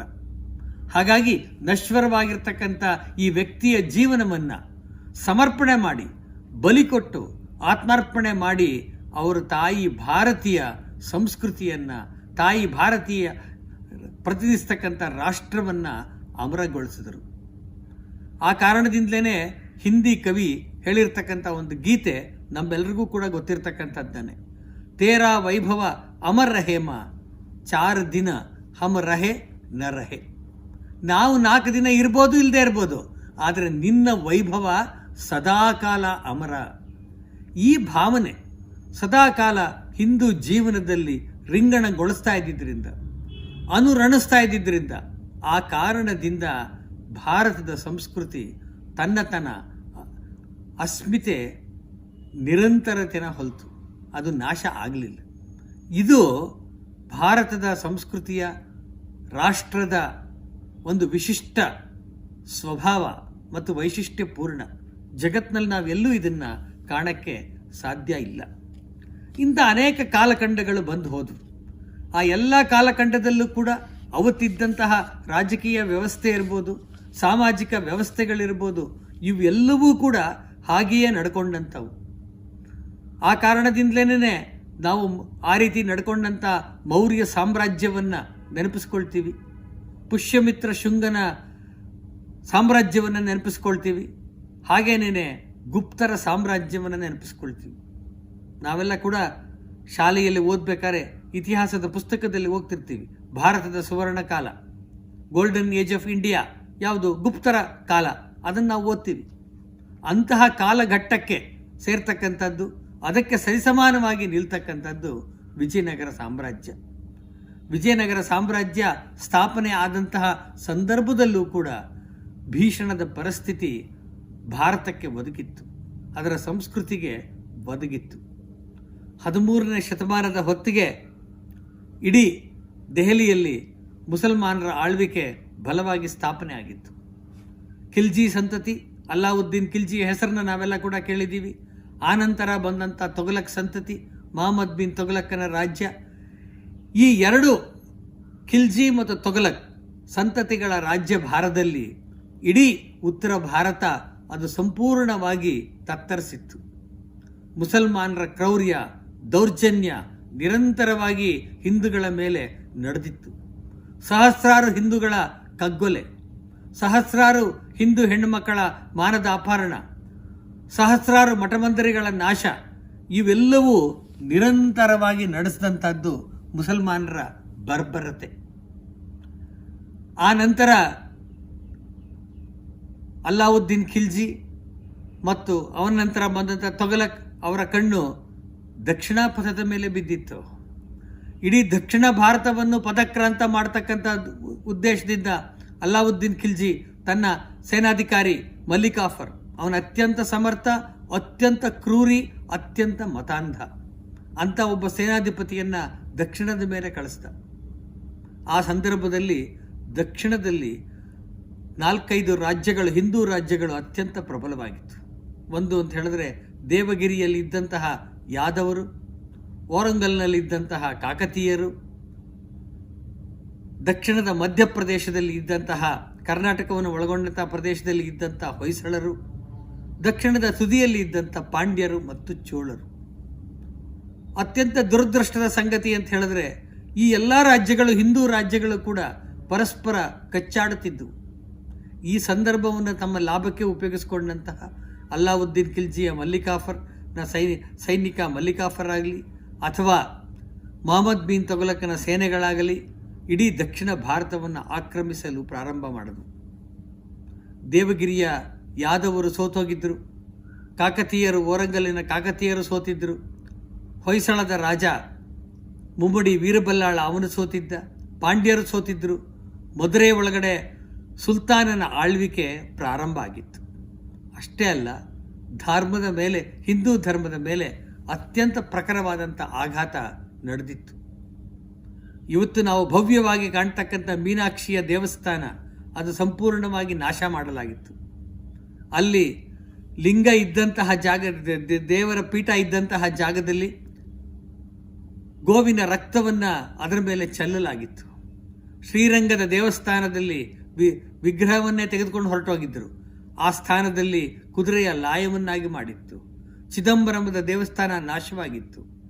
ಹೀಗೆ ಧಾರ್ಮಿಕ ಪ್ರತೀಕಗಳಾಗಿದ್ದಂಥ, ಹಿಂದುವಿನ ಮನಸ್ಸಿಗೆ ಅತ್ಯಂತ ಆಪ್ಯಾಯಮಾನವಾಗಿದ್ದಂಥ ಎಲ್ಲ ಸಂಗತಿಗಳು ಕೂಡ ನಾಶವಾಗಿ ರುದ್ರ ತಾಂಡವ ಅಲ್ಲಿ ನಡೆದಿತ್ತು ಮುಸಲ್ಮಾನರ ಆಳ್ವಿಕೆಯಲ್ಲಿ. ಇಂತಹ ಸಂದರ್ಭದಲ್ಲಿ ವಿಜಯನಗರ ಸಾಮ್ರಾಜ್ಯದ ಸ್ಥಾಪನೆಗೆ ಅಂಕುರವಾದಂಥದ್ದು. ಇಡೀ ದಕ್ಷಿಣ ಭಾರತದಲ್ಲಿದ್ದಂಥ ಎಲ್ಲ ಸಣ್ಣ ಪುಟ್ಟ ರಾಜರು ಕೂಡ ಸೋತಿದ್ದ ಸಂದರ್ಭದಲ್ಲಿ ಹೊಯ್ಸಳ ರಾಜ್ಯದ ಅಧಿಪತಿಯಾಗಿದ್ದಂಥ ಮುಮ್ಮಡಿ ವೀರಬಲ್ಲಾಳ, ಅವನಿಗೆ 80 ವರ್ಷ ವಯಸ್ಸಾಗಿದ್ದರೂ ಕೂಡ ಅವನ ಮನಸ್ಸಿನಲ್ಲಿ ವಿಚಾರ ಹೊಳೆದಿತ್ತು. ಮುಸಲ್ಮಾನರ ಈ ಆಕ್ರಮಣವನ್ನು ತಡೆಗಟ್ಟಬೇಕು, ಹಿಂದೂ ಸಮಾಜವನ್ನು, ಸಂಸ್ಕೃತಿನ ರಕ್ಷಣೆ ಮಾಡಬೇಕು, ಅದಕ್ಕೋಸ್ಕರ ತಾವೆಲ್ಲರೂ ಒಗ್ಗಟ್ಟಾಗಬೇಕು ಅಂತಕ್ಕಂಥ ವಿಚಾರ ಅವರಲ್ಲಿ ಸ್ಮರಿಸಿತ್ತು. ಮೊದಲು ವೀರಬಲ್ಲಾಳನ ರಾಜಧಾನಿ, ಹೊಯ್ಸಳರ ರಾಜಧಾನಿ ದ್ವಾರ ಸಮುದ್ರದಲ್ಲಿತ್ತು. ಅದನ್ನು ಮುಸಲ್ಮಾನ ಸೈನ್ಯಗಳು ನಾಶ ಮಾಡಿದ ನಂತರ ಅವನು ತನ್ನ ರಾಜಧಾನಿಯನ್ನು ತಿರುವಣ್ಣಾಮಲೆಗೆ ಅಲ್ಲಿಂದ ಬದಲಾಯಿಸಿದ್ದ. ತಿರುವಣ್ಣಾಮಲೆಯಲ್ಲಿ 1328ರಲ್ಲಿ ಅವನು ಒಂದು ದೊಡ್ಡ ಸಭೆಯನ್ನು ಸೇರಿಸಿದ. ಅದು ಗುಪ್ತವಾಗಿ ಸೇರಿದಂತಹ ಸಭೆ. ದಕ್ಷಿಣ ಭಾರತದಲ್ಲಿ ಇದ್ದಂತಹ ಎಲ್ಲ ರಾಜರುಗಳು, ಸಣ್ಣ ಪುಟ್ಟ ರಾಜರುಗಳು, ದೊಡ್ಡವರು, ಎಲ್ಲರ ಸಾಮ್ರಾಜ್ಯಗಳು, ರಾಜರುಗಳನ್ನು ಸೇರಿಸಿ ನಡೆದಂತಹ ಒಂದು ಸಭೆ. ಆ ಸಭೆಯಲ್ಲಿ ದಕ್ಷಿಣ ಉತ್ತರ ಭಾರತದಲ್ಲಿ ಆಗಿರತಕ್ಕಂತಹ ಮುಸಲ್ಮಾನರ ಕರಾಳ ಕೃತ್ಯಗಳು ಮತ್ತು ದಕ್ಷಿಣದ ಮೇಲೆ ಅದರ ಕರಾಳ ಛಾಯೆ ಬೀಳ್ತಾ ಇರತಕ್ಕಂಥದ್ದನ್ನು ಅವನು ಗಮನಿಸಿದ್ದ. ಆ ರೀತಿ ಗಮನಿಸಿ ಇದರ ಬಗ್ಗೆ ಚರ್ಚೆ ಆ ಒಂದು ಸಭೆಯಲ್ಲಿ ನಡೆಯಿತು. ಆ ಸಭೆಯಲ್ಲಿ ಬಂದಂಥ ನಿರ್ಣಯ ಅತ್ಯಂತ ಮಹತ್ವಪೂರ್ಣವಾದಂಥದ್ದು. ಸ್ವಾಭಾವಿಕವಾಗಿ ಸದಾ ಕಚ್ಚಾಟುತ್ತಿದ್ದ, ತಮ್ಮ ಮೇಲಾಟಕ್ಕೇನೇನೇ ಏನಾದರೂ ಮಾಡಬೇಕೆಂದು ಯೋಚಿಸ್ತಾ ಇದ್ದಂತಹ ರಾಜರುಗಳು ಎಲ್ಲರೂ ಕೂಡ ಒಟ್ಟಿಗೆ ಬಂದಂತಹ ಒಂದು ಸಂದರ್ಭ. ಧರ್ಮದ ಹಿತದೃಷ್ಟಿಯಿಂದ, ರಾಷ್ಟ್ರದ ಹಿತದೃಷ್ಟಿಯಿಂದ ತಾವು ಒಂದಾಗಬೇಕು ಎಂದು ಸಾಮೂಹಿಕವಾಗಿ ಚಿಂತನೆ ನಡೆದಂತಹ ಒಂದು ವೈಶಿಷ್ಟ್ಯಪೂರ್ಣ ಸಂದರ್ಭ ಅದು. ಆ ವಿಚಾರವನ್ನು ಮಾಡಿದಂಥ, ಆ ಸಭೆಯಲ್ಲಿ ತೆಗೆದುಕೊಂಡಂಥ ನಿರ್ಣಯವೂ ಕೂಡ ಅತ್ಯಂತ ವೈಶಿಷ್ಟ್ಯಪೂರ್ಣ ಮತ್ತು ಮಹತ್ವಪೂರ್ಣವಾದಂಥದ್ದು. ಇಡೀ ದೇಶಕ್ಕೆ ಬಂದಿರತಕ್ಕಂಥ ಗಂಡಾಂತರವನ್ನು ಆ ಸಭೆ ಅರ್ಥ ಮಾಡಿಕೊಂಡಿತ್ತು. ಆ ಕಾರಣದಿಂದ ಅವರ ನಿರ್ಣಯಗಳನ್ನು ತೆಗೆದುಕೊಂಡ್ರು. ಉತ್ತರದ ಭಾರತದಿಂದ ಬರ್ತಾ ಇರತಕ್ಕಂತಹ ಏನು ಮುಸಲ್ಮಾನ್ ಸೈನ್ಯಗಳು ಏನಿದೆ ಅವುಗಳ ಮುಂದುವರಿಕೆ, ಅವರ ಆಕ್ರಮಣವನ್ನು ತಡೆಗಟ್ಟಬೇಕು. ದಕ್ಷಿಣ ಭಾರತದಲ್ಲಿ ಯಾವ್ಯಾವ ಸ್ಥಾನದಲ್ಲಿ ಮುಸಲ್ಮಾನರ ಆಳ್ವಿಕೆ ಪ್ರಾರಂಭ ಆಗಿದೆಯೋ ಅಲ್ಲಿ ಅವುಗಳನ್ನು ತೆರವುಗೊಳಿಸಿ ಮತ್ತೆ ಹಿಂದೂ ರಾಜರನ್ನು ಅಲ್ಲಿ ಸ್ಥಾಪನೆ ಮಾಡಬೇಕು. ಮತ್ತು ಮೂರನೇದು, ಅದು ಕೂಡ ಅತ್ಯಂತ ಮಹತ್ವವಾದಂಥ ನಿರ್ಣಯ. ಕಳೆದ 50 ವರ್ಷಗಳ, ಅಂದರೆ 1328ಕ್ಕಿಂತ ಮುಂಚೆ 50 ವರ್ಷಗಳ ಕಾಲ ಮುಸಲ್ಮಾನರ ಆಳ್ವಿಕೆ ದೇಶಾದ್ಯಂತ ಪ್ರಬಲವಾಗಿದ್ದಂಥ ಸಂದರ್ಭದಲ್ಲಿ ಹಿಂದೂ ಧರ್ಮ ಕಿಲುವಾಗುವ ಸಂದರ್ಭ ಇತ್ತು. ಹಿಂದೂ ಜೀವನ ಪದ್ಧತಿಯ ರೀತಿ ರಿವಾಜುಗಳು, ಸಂಸ್ಕಾರಗಳು ಅವೆಲ್ಲವೂ ಕೂಡ ಅಸ್ತವ್ಯಸ್ತ ಆಗಿತ್ತು. ಇವೆಲ್ಲವನ್ನೂ ಮತ್ತೆ ಮೊದಲಿನ ಪದ್ಧತಿಗೆ ಸರಿತಾಗಿ ತರುವಂತಹ ಆ ವೈಭವವನ್ನೇ ತರತಕ್ಕಂಥ ಕೆಲಸ ಆಗಬೇಕಾಗಿತ್ತು. ಹಾಗಾಗಿ ಅದನ್ನೂ ಕೂಡ ನಿರ್ಣಯ ಮಾಡ್ತು. ಅಂದರೆ ಒಂದು ಸಭೆ, ರಾಜಕೀಯ ಕಾರಣಗಳಿಗೋದಂಥ ಸಭೆ, ಅದು ರಾಜಕೀಯ, ಸಾಮಾಜಿಕ ಮತ್ತು ಧಾರ್ಮಿಕ ಸಂಗತಿಗಳು ಪ್ರತಿಯೊಂದನ್ನು ಅವಲೋಕಿಸಿ ಅವುಗಳ ರಕ್ಷಣೆ ಆದಾಗ ಮಾತ್ರ ನಿಜವಾದ ಕಾರ್ಯ ಅನ್ನುವ ನಿಲುವಿಗೆ ಬಂತಲ್ಲ, ಇದು ಅತ್ಯಂತ ಮಹತ್ವಪೂರ್ಣವಾದಂಥ ಸಂಗತಿ. ಈ ರೀತಿಯ ನಿಲುವನ್ನು ತೆಗೆದುಕೊಂಡಂತಹ ಸಭೆ ಈ ಕಾರ್ಯವನ್ನು ಯಾರು ಮಾಡಬೇಕು? ಹೆಚ್ಚು ಕಡಿಮೆ ಅಲ್ಲಿ ಬಂದಂತಹ ಎಲ್ಲ ದೊಡ್ಡ ದೊಡ್ಡ ಅಥವಾ ಸಣ್ಣ ಪುಟ್ಟ ರಾಜರುಗಳೆಲ್ಲರೂ ಕೂಡ ವಯಸ್ಸು ಆಗಿದ್ದಂಥವರು, 60ರ ಗಡಿಯನ್ನು ದಾಟಿದಂಥವರು. ಈ ಕಾರ್ಯಕ್ಕೋಸ್ಕರ ಸೈನ್ಯವನ್ನು ಕಟ್ಟಬೇಕು, ಕೋಟೆ ಕತ್ತಲುಗಳನ್ನು ಕಟ್ಟಬೇಕು, ಮುಸಲ್ಮಾನರ ಆಕ್ರಮಣ ಇರತಕ್ಕಂಥ ಜಾಗದಲ್ಲಿ ಅದಕ್ಕೆ ಬಲವಾದ ಪ್ರತಿರೋಧವನ್ನು ಒಡ್ಡಿ ತೆರವುಗೊಳಿಸಬೇಕು. ಈ ಎಲ್ಲ ಕೆಲಸವನ್ನು ಮಾಡಬೇಕಾದ್ರೆ ಇದಕ್ಕೆ ಬೇಕಾಗಿರ್ತಕ್ಕಂಥ ಮಾನಸಿಕ ಸ್ಥೈರ್ಯ, ಮನೋಬಲ, ದೈಹಿಕ ಶಕ್ತಿ, ದೈಹಿಕ ಬಲ ಇವುಗಳನ್ನು ಒಳಗೊಂಡಂಥ ಮತ್ತು ಚಾಕಚಕ್ಯತೆಯಿಂದ ಇಡೀ ಪ್ರದೇಶದಲ್ಲಿ ಓಡಾಡಬಲ್ಲಂತಹ ಯುವ ತಂಡ ಇದಕ್ಕಾಗಿ ಬೇಕಾಗಿತ್ತು. ಹಾಗಾಗಿ ಸಭೆಯಲ್ಲಿ ಮುಮ್ಮಡಿ ವೀರಬಲ್ಲಾಳನ ಮಾಂಡಲೇಶ್ವರರಾಗಿದ್ದಂತಹ ಸಂಗಮ ರಾಜನ ಮಕ್ಕಳನ್ನು ಇದಕ್ಕೆ ಆರಿಸಿಕೊಂಡ್ರು. ಸಂಗಮ ರಾಜನಿಗೆ 5 ಜನ ಮಕ್ಕಳು. ಅವರೇನೇನೆ ಹರಿಹರರಾಯ, ಅವನ ತಮ್ಮ ಬುಕ್ಕರಾಯ, ಅವನ ತಮ್ಮ ಕಂಪಣರಾಯ, ಆಮೇಲೆ ಬಂದಂಥವನು ಮಾರಪ್ಪ, ಕಡೆಯ ತಮ್ಮ ಮುದ್ದಪ್ಪ. 5 ಜನರು ಶೂರರು, ಯುವಕರು ಮತ್ತು ಹಿಂದೂ ಸಮಾಜಕ್ಕೆ ಧರ್ಮಕ್ಕೆ ಒದಗಿರ್ತಕ್ಕಂತಹ ಆಘಾತವನ್ನು ಅರ್ಥ ಮಾಡಿಕೊಂಡಿದ್ದಂಥವರು. ಅಂಥವರಿಗೆ ಹರಿಹರ ನಾಯಕನ ನೇತೃತ್ವದಲ್ಲಿ ಜವಾಬ್ದಾರಿಯನ್ನು ವಹಿಸಲಾಯಿತು. ಮತ್ತು ಏನು ಸಭೆ ಮಾಡಿತ್ತು ನಿರ್ಣಯ, ಆ ನಿರ್ಣಯವನ್ನು ಅನುವು ಮಾಡ್ತಕ್ಕಂಥ, ಆ ನಿರ್ಣಯ ಏನು ಮಾಡಿದ್ರು ಅದನ್ನು ಜಾರಿಗೆ ತರ್ತಕ್ಕಂಥ ಜವಾಬ್ದಾರಿಯನ್ನು ಅವರಿಗೆ ಕೊಡ್ತು. ಮತ್ತು ಒತ್ತಾಸೆಯಾಗಿ ಮುಮ್ಮಡಿ ವೀರಬಲ್ಲಾಳ ಸಂಪೂರ್ಣವಾಗಿ ಅದರ ಪರವಾಗಿ ನಿಂತ. ಮತ್ತು ಇದ್ದ ಮಿಕ್ಕ ರಾಜರುಗಳು ಕೂಡ ಇದಕ್ಕೆ ಸಂಪೂರ್ಣ ಬೆಂಬಲ ಕೊಡಲು ಉದ್ಯುಕ್ತರಾದರು. ಹೀಗೆ ವಿಜಯನಗರ ಸಾಮ್ರಾಜ್ಯದ ಅಂಕುರ ಅರ್ಪಣೆ ತಿರುವಣ್ಣಾಮಲೆಯಲ್ಲಿ ನಡೆದಂತಹ ಒಂದು ಸಭೆಯಲ್ಲಿ ನಡೀತು. ನಾನು ಪ್ರಾರಂಭದಲ್ಲೇ ಹೇಳಿದಾಗೇನೆ ಇದು ಒಂದು ಐತಿಹಾಸಿಕ ಸಭೆ. ಇಡೀ ಹಿಂದೂ ಸಮಾಜದ ಪರವಾಗಿ ನಡೆದಂತಹ ಸಭೆ. ಯಾರೋ ಒಬ್ಬ ರಾಜ, ಯಾರೋ ಒಬ್ಬ ಸಾಹಸಿ ಅವನು ತೆಗೆದುಕೊಂಡಂಥ ನಿರ್ಣಯ ಅಲ್ಲ.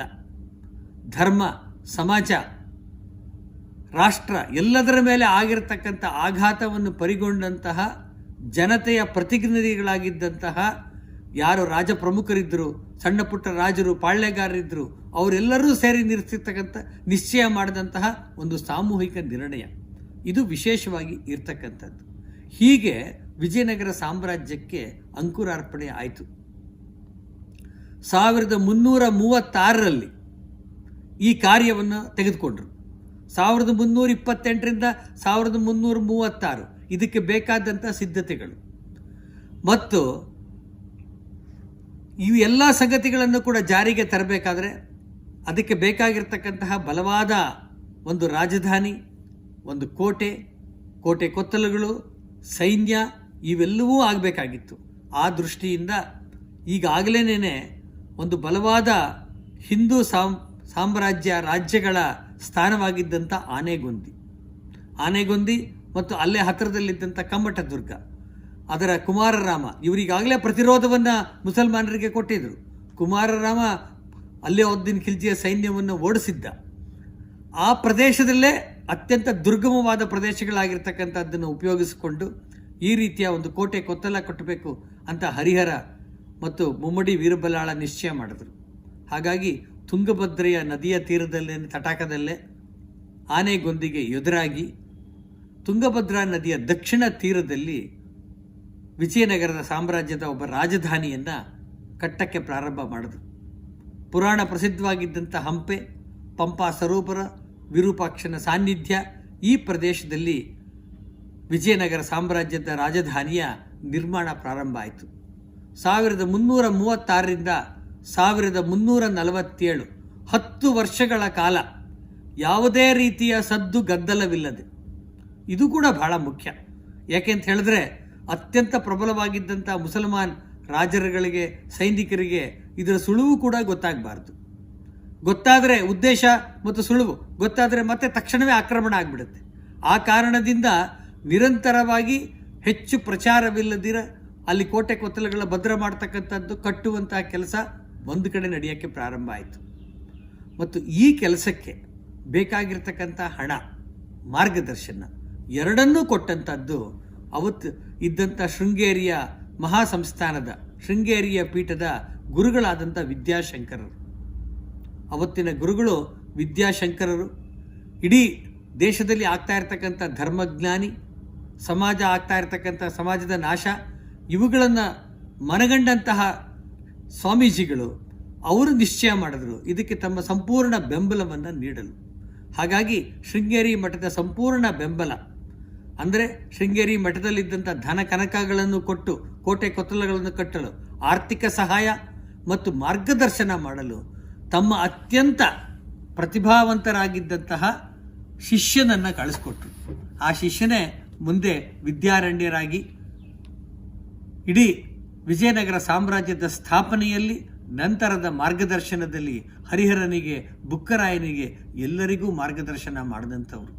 ನಂತರ ಅವರು ಶೃಂಗೇರಿಯ ಪೀಠಾಧೀಶರು ಆದಂಥದ್ದನ್ನು ನಾವು ಕಾಣ್ತೀವಿ.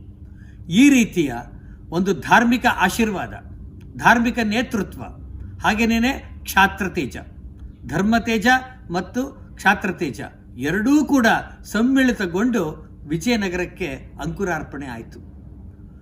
ಮತ್ತು ಆಂಧ್ರ ಪ್ರದೇಶದಲ್ಲಿ ಅಂದರೆ ದೇವಗಿರಿಯ ಹತ್ತಿರ ಓರಂಗಲ್ಲು ಈ ಪ್ರದೇಶದಲ್ಲಿ ಇದ್ದಂಥ ಮುಸಲ್ಮಾನರ ಉಪಟಳವನ್ನು ತಡೆಗಟ್ಟಲು ಹರಿಹರ ತನ್ನ 3ನೇ ತಮ್ಮನಾದಂಥ ಕಂಪಣರಾಯನನ್ನು ಅಲ್ಲಿಗೆ ಕಳಿಸ್ಕೊಟ್ಟ.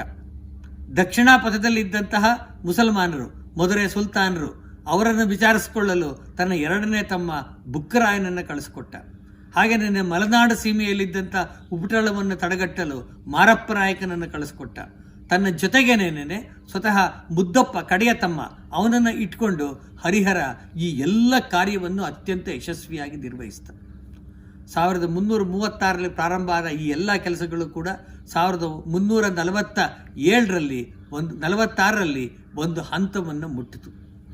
ಅವತ್ತು ವಿಜಯನಗರ ಸಾಮ್ರಾಜ್ಯದ ಅಧಿಕೃತ ಪುರಪ್ರವೇಶೋತ್ಸವ, ಅವತ್ತಿದ್ದಂಥ ಪೀಠಾಧೀಶರಿಗೆ, ವಿದ್ಯಾಶಂಕರರಿಗೆ ಅವರಿಗೆ ಪಾದಪೂಜೆ ಅಷ್ಟೇ ಅಲ್ಲ, ಅಲ್ಲಿಯವರೆಗೂ ಇಡೀ ಈ ಕೋಟೆ ಕತ್ತಲೆ ಸೈನ್ಯದ ಜಮಾವಣೆ ಈ ಖರ್ಚಿಗೆ ಶೃಂಗೇರಿ ಪೀಠದಿಂದ ಬಂದಂತಹ ಎಲ್ಲ ಧನಕನಕಗಳ ಹಣವನ್ನು ಕೂಡ ಅದನ್ನು ವಾಪಸ್ಸು ಹರಿಹರ ಸ್ವಾಮಿಗಳ ಪದತಲಕ್ಕೆ ಅರ್ಪಿಸ್ದ. ಯಾಕೆಂತ ಹೇಳಿದ್ರೆ ಮಠದ ಧಾರ್ಮಿಕ ಹಣ ಏನಿತ್ತು ಅದು ಮಠದಲ್ಲೇ ಇರಬೇಕು, ಮುಂದೆ ಆಪತ್ಕಾಲಕ್ಕೆ ಸಂದರ್ಭ ಬಂದಾಗಲೂ ಕೂಡ ಅದರ ಉಪಯೋಗ ಹೀಗೆ ಆಗಬೇಕು. ಈ ರೀತಿಯಾಗಿ ಚಿಂತನೆ ಮಾಡಿ ಅದನ್ನು ವಾಪಸ್ ಕೊಟ್ಟಂಥದ್ದು ಕೂಡ ಒಂದು ವಿಶೇಷ ಮಹತ್ವಪೂರ್ಣವಾಗಿರ್ತಕ್ಕಂತಹ ಸಂಗತಿ. ಹೀಗೆ ವಿಜಯನಗರ ಸಾಮ್ರಾಜ್ಯಕ್ಕೆ ಅಂಕುರಾರ್ಪಣೆ ಆಯಿತು. ಇದೇ ಸಂದರ್ಭದಲ್ಲಿ ನೆನಪಲ್ಲಿಟ್ಕೊಳ್ಬೇಕಾದಂಥ ಇನ್ನೊಂದು ಸಂಗತಿ ಅಂತ ಹೇಳಿದ್ರೆ 1347ನೇ ಇಸ್ವಿನಲ್ಲೇನೆ ಕಲಬುರ್ಗಿಯಲ್ಲಿ ಒಂದು ಹೊಸ ಮುಸಲ್ಮಾನ್ ರಾಜ್ಯ ತಲೆ ಎತ್ತಿತ್ತು. ಅದೇನೇನೆ ಬಹುಮನಿ ಸುಲ್ತಾನರ ರಾಜ್ಯ. ಮುಂದೆ ಒಡೆದೋದು 5 ರಾಜ್ಯಗಳಾಯಿತು.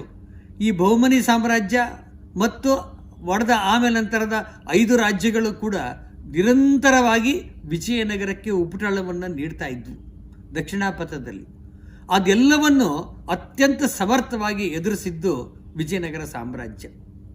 ಹರಿಹರನ ನಾಯಕನ ಕಾಲದಲ್ಲೇ ಈ ಉಪಟಳವನ್ನೆಲ್ಲ ಯಶಸ್ವಿಯಾಗಿ ಎದುರಿಸಿದ್ದು ಅಷ್ಟೇ ಅಲ್ಲ, ಮುಸಲ್ಮಾನರು ಎಲ್ಲೆಲ್ಲಿ ಆಕ್ರಮಣವಾಗಿ ದಕ್ಷಿಣದಲ್ಲಿ ಬೀಡಿದ್ರು, ಅದೇ ಮುಸಲ್ಮಾನರ ಆಕ್ರಮಣ ಉತ್ತರದಿಂದ ಏನು ಬರ್ತಾ ಇತ್ತು ಅದು ಎಲ್ಲವನ್ನೂ ಕೂಡ ತಡೆಗಟ್ಟಲಾಯಿತು.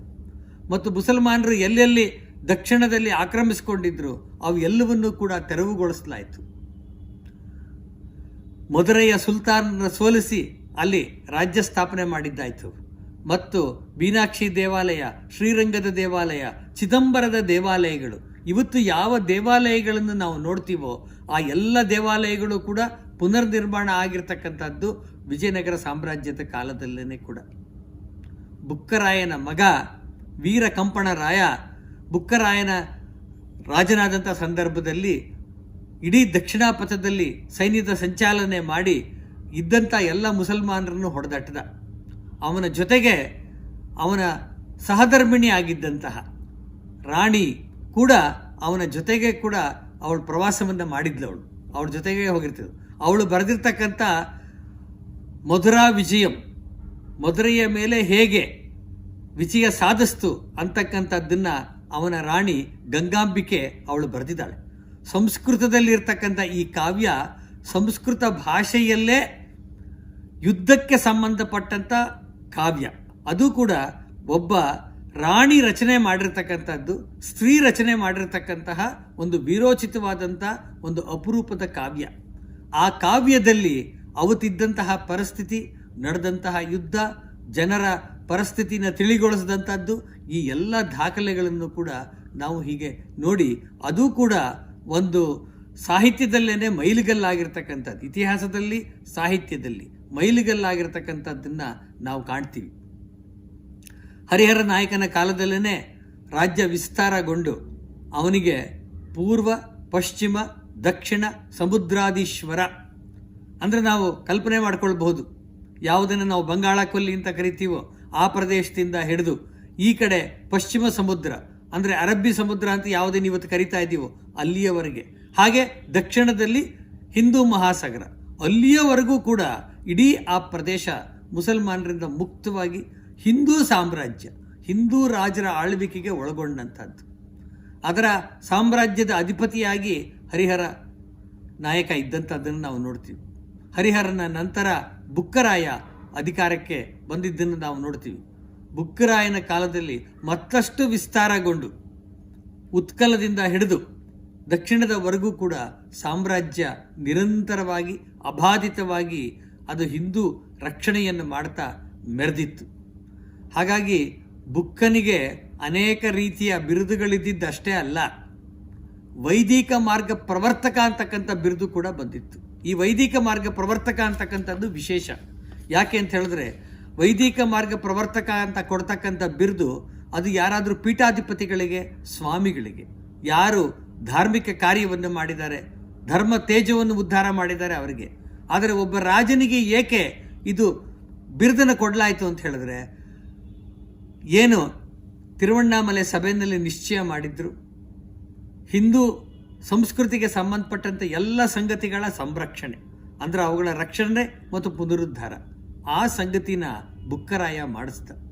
ಅವನ ದಿನಗಳಲ್ಲೇ ಅವನ ಪ್ರೋತ್ಸಾಹದಿಂದ ಸಾಯಣಾಚಾರ್ಯರು ವೇದಕ್ಕೆ ಭಾಷ್ಯ ಬರೆದರು. ಇವತ್ತಿಗೂ ಕೂಡ ಜಗತ್ತಿನಲ್ಲಿ ಎಲ್ಲೇ ಆದರೂ ಕೂಡ ವೇದಕ್ಕೆ ಭಾಷ್ಯ ಬೇಕಾದಾಗ ಮೊದಲು ಹುಡುಕ್ತಕ್ಕಂಥ ಮೂಲ ಗ್ರಂಥ ಅಂತ ಹೇಳಿದ್ರೆ ಸಾಯಣಾಚಾರ್ಯರ ಭಾಷ್ಯ. ಭಾಷ್ಯ ಮಾಡಿದ್ದಷ್ಟೇ ಅಲ್ಲ, ಸ್ವತಃ ಪಟ್ಟದ ಅಂಬಾರಿಯಲ್ಲಿ ಆ ಭಾಷ್ಯ ಮುಗಿದಾಗ ಆ ಗ್ರಂಥವನ್ನು ಇಟ್ಟು ವಿಜಯನಗರದಲ್ಲಿ ಬುಕ್ಕರಾಯ ಮೆರವಣಿಗೆ ಮಾಡಿಸ್ದ. ಆ ಕಾರಣದಿಂದ ಅವನಿಗೆ ವೈದಿಕ ಮಾರ್ಗ ಪ್ರವರ್ತಕ ಏನು 3 ಸಂಗತಿಗಳನ್ನು ಯೋಚನೆ ಮಾಡ್ತು. ಉತ್ತರದಿಂದ ಬರ್ತಕ್ಕಂಥ ಮುಸಲ್ಮಾನರ ಆಕ್ರಮಣವನ್ನು ತಡೆಗಟ್ಟುವಂಥದ್ದು, ದಕ್ಷಿಣದಲ್ಲಿರ್ತಕ್ಕಂಥ ಮುಸಲ್ಮಾನರ ಸ್ಥಾನಗಳನ್ನೆಲ್ಲ ಕೂಡ ತೆರವು ಮಾಡಿ ಹಿಂದೂ ರಾಜರ ಪುನರ್ ಪ್ರತಿಷ್ಠಾಪನೆ, ಹಿಂದೂ ಸಂಸ್ಕೃತಿ, ಹಿಂದೂ ಧರ್ಮ ಇವುಗಳ ಪುನರ್ ಪ್ರತಿಷ್ಠಾಪನೆ. ಇಷ್ಟೂ ಸಂಗತಿಗಳು ಬುಕ್ಕರಾಯನ ಕಾಲದ ಹೊತ್ತಿಗೆ ಮುಗಿದಿತ್ತು. ವಿಜಯನಗರ ಸಾಮ್ರಾಜ್ಯ ಯಾವುದಕ್ಕೆ ಅಂಕುರಾರ್ಪಣೆ ಆಯಿತೋ ಅದನ್ನು ಸಾಧಿಸಿ ತೋರಿಸಿತ್ತು. ಆ ನಂತರ ವಿಜಯನಗರಕ್ಕೆ ಬಂದಂಥ ರಾಜರುಗಳು ಕೂಡ ಇದೇ ಕಾರ್ಯವನ್ನು ಮುಂದುವರಿಸಿ ಶ್ರೀಕೃಷ್ಣ ದೇವರಾಯನ ಕಾಲದಲ್ಲಿ ಪರಮೋಚ್ಚ ಸ್ಥಿತಿಯನ್ನು ತಲುಪಿದ್ದನ್ನು ನಾವು ನೋಡ್ತೀವಿ. ವಿಜಯನಗರ ಸಾಮ್ರಾಜ್ಯ ಈ ರೀತಿ 300 ವರ್ಷಗಳ ಕಾಲ ಅತ್ಯಂತ ಉಚ್ಛ್ರಾಯ ಸ್ಥಿತಿಯಲ್ಲಿ ಧರ್ಮವನ್ನು, ಸಂಸ್ಕೃತಿನ, ಸಮಾಜವನ್ನು ಕಾಪಾಡ್ತು. ಅದರ ಪರಿಣಾಮವಾಗಿಯೇ ಕೂಡ ಇವತ್ತಿಗೂ ಕೂಡ ನಾವು ಹಿಂದೂಗಳಾಗಿ ಉಳಿದಿರ್ತಕ್ಕಂಥದ್ದು ನಮ್ಮ ಸಂಸ್ಕೃತಿ ಸಂಪ್ರದಾಯಗಳನ್ನು ಇಡೀ ದೇಶಾದ್ಯಂತ ಬೆಳೆಸ್ಕೊಂಡು ಬಂದಿರ್ತದಕ್ಕೆ ಸಾಧ್ಯ ಆಗಿರ್ತಕ್ಕಂಥದ್ದು. ಮುಂದೆ ಬಂದಂತಹ ಛತ್ರಪತಿ ಶಿವಾಜಿಯ ಸಾಮ್ರಾಜ್ಯವಾಗಲಿ ಅಥವಾ ಹಿಂದೂ ರಾಜರ ಸಾಮ್ರಾಜ್ಯಗಳಾಗಲಿ ಹೋರಾಟಕ್ಕಾಗಲಿ ಸ್ಫೂರ್ತಿ ಕೊಟ್ಟಂಥದ್ದು ವಿಜಯನಗರ ಸಾಮ್ರಾಜ್ಯ. ಅದರ ಸ್ಥಾಪನೆಯ ಹಿನ್ನೆಲೆ ಈಗ ತಾನೇ ನಾನು ಹೇಳಿದ್ನಲ್ಲ, ಆ ಕಾರಣದಿಂದ ಆದಂಥದ್ದು. ಇನ್ನು ಮುಂದೆ ವಿಜಯನಗರ ಸಾಮ್ರಾಜ್ಯ ಹೇಗೆ ವೈಭವದಿಂದ ಬೆರೀತು ಅನ್ನೋದನ್ನು ಇನ್ನು 9 ದಿವಸಗಳ ಕಾಲ ನೀವು ಅದನ್ನು ಉಪನ್ಯಾಸ ಮಾಲಿಕೆಯಲ್ಲಿ ಕೇಳಿರಿದ್ದೀವಿ. ನಿಮ್ಮೆಲ್ಲರಿಗೂ ಕೂಡ ಶುಭವಾಗಲಿ. ನಮಸ್ಕಾರ.